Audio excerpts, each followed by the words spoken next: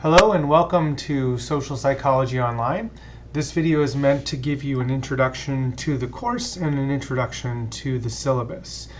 So my name is Dr. James Davis. I will be the instructor for the course. My office is listed there, my email is there, my office hours are there. For this coming summer term, I will be in my office on Tuesdays for most of the day. The absolute best way to contact me is via email. I have my email on my phone and I check my phone quite often. And so if you shoot me an email with an easy question, typically I can get back to you in about 24 hours. If it's something that I don't need to look anything up, I can just answer off the top of my head. You may even get a response within 5 or 10 minutes. Because I have no impulse control. If you ask me a question that requires me to look something up, or if it's to diagnose a computer issue or something like that, that takes a little bit longer for me to respond to, but typically no more than 24 to 48 hours. Don't leave me a voicemail. I don't really respond to voicemail. Shoot me an email instead. If you need to get a hold of me over phone, to have a conversation, you can shoot me an email to set up a time to do that. The text is listed here. We will use the text in this course. The purpose of this course is to give you an introduction into the exciting and growing field of social psychology and to give you some insight into what we know about how individuals think, feel, and behave in the presence of other people, and to allow you the opportunity to think critically about research in social psychology. So this course is designed to give you an overview of the field of social psychology and as well as provide you with a foundation that will serve you well in research methods and senior thesis. Much of the research methodology that we'll be discussing in this class as it relates to particular topics will be useful for those classes. Disability statement, if you require an accommodation based on a disability, just come and talk to me as soon as possible. That way we can get that set up for you. Class meetings. So this course is an online course. It is also going to be a summer course. So as a summer course, this means we're going to cover 2 to 3 topics per week. And so the way that I have this organized is that topics will open on Mondays, and the Monday unit will open on Monday and it will close on Friday. The second topic of that week will open on Wednesday, and that topic will close on Sunday. So it'll be kind of like we're fitting 2 weeks worth of materials into every single week of the course. I'll typically open up the materials on Monday and Wednesday mornings, and again, they'll be due on Friday and Sunday evenings accordingly. I have posted the course calendar with all the due dates for all of the assignments. I typically do not adjust that course calendar at all, so you can use that to help plan out your next 6 weeks. Course requirements and grading, so there'll be 12 online quizzes, 11 discussion board posts, 4 papers, and the dates for all of these things are listed on the last page of the syllabus.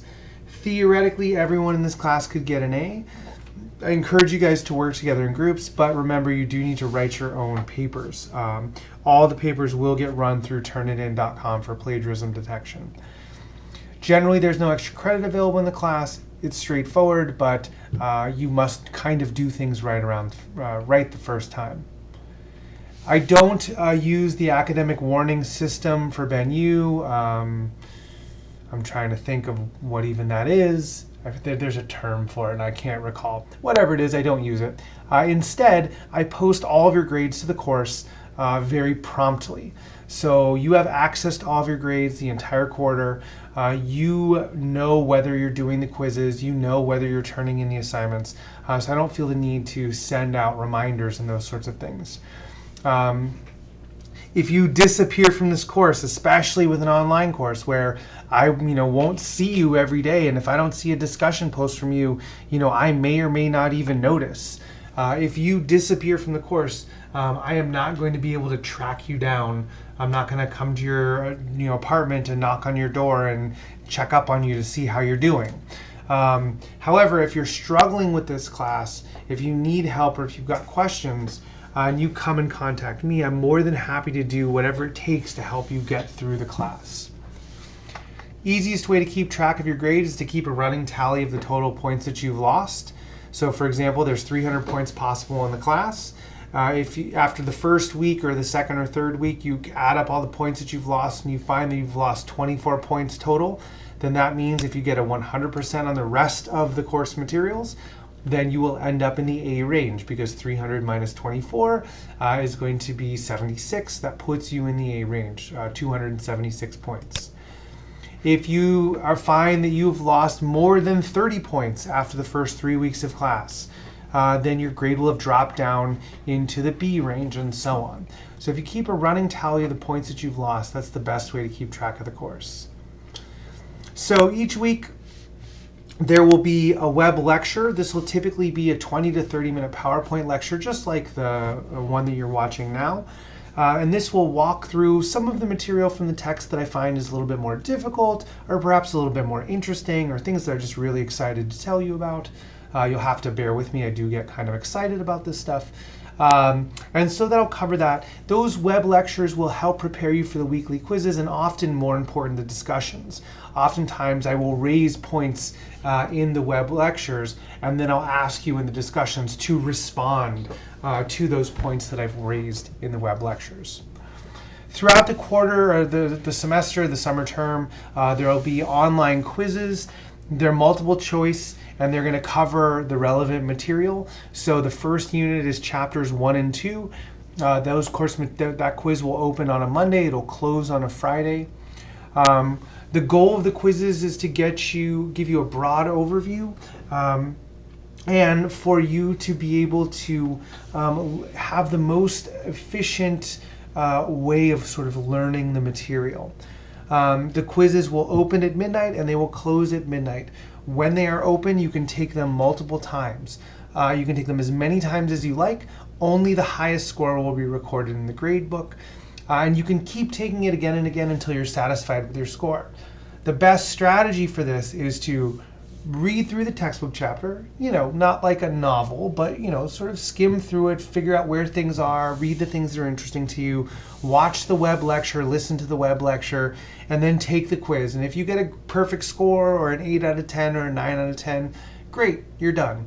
If you get a 5 out of 10 though, or a 4 out of 10, or a 6 out of 10, what you do is, with the quiz closed, it'll tell you what questions you got wrong. You go and you look up the answers to those questions in the text, look up the answers to those questions in the web lecture, write those down in your notes, and then take that again, right? The idea is that if you missed it on the quiz, that means you probably didn't get it the first time you were going through the materials. So then you go back through and you try it again. And if you follow this process, number one, you're going to learn a lot. And then number two, you'll ultimately end up being able to get a 10 out of 10 on every single quiz if that's your goal. For the discussion posts, there will be 11 discussions. They're worth 5 points each. They'll take place on D2L. There will be specific instructions for each of them. I give a note here about how I grade discussions. So typically substantial or substantive posts are receive full credit for participation. Substantive posts are relevant to the topic or previous posts. They provide additional new information. They advance the conversation in a meaningful way, making a connection to some experience that you had, or something else that you read in the text, or something else that you read about in a different class, something like that. Posts that are annoying, posts that do not get any points, are posts where you use one line and you say, "I agree," or someone tells some story about their life and you say, "Oh, I'm terribly sorry to hear about that. I'm glad to hear you're doing well now," right? That is not a substantive post. That is a sentiment that does not advance the conversation in any way. So make sure that you are putting together substantive posts for your discussion. The discussion is meant to be a discussion. It is not meant to be an assignment where you demonstrate what you've learned. You're demonstrating what you're learning in the online quizzes. The discussion is meant to be a place for application of ideas, for exploring ideas, not for sort of demonstrating that you know what the definition of some term is. So in that vein, I give you the grading rubric that I'll use to evaluate your posts, right? So I'll read through every single post that you make, and I will often comment or clarify or participate in the discussion myself. But this is the grading rubric that I will use. Note that because we're talking about a discussion, not an assignment, you're typically going to have to make multiple posts, and you're going to have to make them over the span of the week, right? So ideally, you're going to log in for Monday's unit on Monday or Tuesday and make your first post, and then you'll make some follow-up posts on Wednesday or Thursday. That's the ideal strategy for these discussion posts. If everyone posts to the discussion at Friday at 10 o'clock at night, then it's not really a discussion anymore. And as you'll see and I'll see, reading through those is much less interesting. It becomes more of sort of a task or a checkbox. And I like to avoid that. I like the more exploratory kind of application of ideas that you get from a true sort of online meandering discussion. Note that there are no late posts for discussions for any reason. The discussions are going to open on a Monday and close on a Friday, or they're going to open on a Wednesday and close on a Sunday. They're meant to be a discussion that is happening over the course of the week with the members of the class and myself. Because it is meant to be a discussion that is happening in a specific place and a specific time online about a specific topic, then there is no way that you can participate in that discussion 5-6 weeks later. So there are no late discussion posts allowed, period, for any reason. Even if you are bedridden, even in the case of the apocalypse, there is no late discussion posts allowed. The papers, there'll be 4 papers during the course of over the course. There will be 3 written papers and then a final paper. And I'll post introductory videos for each of those papers going over those criteria as we get closer. In general, the papers are going to require double-spaced 1-inch margins, 12-point font. Let's see, blah, blah, blah, blah, blah, paper stuff. Late paper policy, they're due at 11:59 to the Dropbox. You lose 5% for every 24 hours that it is turned in late, not including weekends. This applies to all the papers. Note here that I only accept .doc, .docx, .rtf, or PDF files for assignments uploaded to D2L. It is your responsibility to make sure that those files are compatible. If you upload a file that is not one of those forms and it is unreadable, it will still be subject to the late assignment policy. Okay, so if you upload a .pages file that's corrupt, and then a week later when I'm grading it, I go, oh, this .pages file, it's corrupt. And then you're like, oh, I'll turn in a good version, right? It's still subject to the late assignment policy, right? So you will still be penalized if your file is unreadable. If you think you're gonna have a problem with this, come and talk to me and I can help you sort it out, okay? But it is your responsibility to make sure that you are uploading readable files. So academic misconduct, is cheating on exams and plagiarism. Cheating in this class is not likely. I mean, I suppose you guys could all, meet up and sit around one computer and take the quizzes together, and I would have no way of knowing that you're doing that or not. That's not really the point of those things. But plagiarism is a bigger concern in this class because we will be doing a lot of writing. I do submit everything to turnitin.com. Okay, and I do actually look at those plagiarism reports. So I notice if maybe you quoted something improperly. So you meant to put a direct quote, but you just, there's a space in between the last word of the sentence and the quotation mark, and so Turnitin doesn't catch it as a quote. Or you turned in another paper for another class and you're using a paragraph that you wrote from that class. Like, I look for those things. What I want to avoid is blatant plagiarism where people are just sort of copying and pasting from internet sources or from other online sources. If there's bad paraphrasing, where there's a word here and a word there and a word here and a word there, that's sort of a different kind of plagiarism, and I take that more to be an opportunity for a learning experience rather than sort of a punitive violation of academic misconduct. So that said, if you are caught plagiarizing, there's zero consequences. There's zero tolerance. So you'll receive a 0 on that assignment.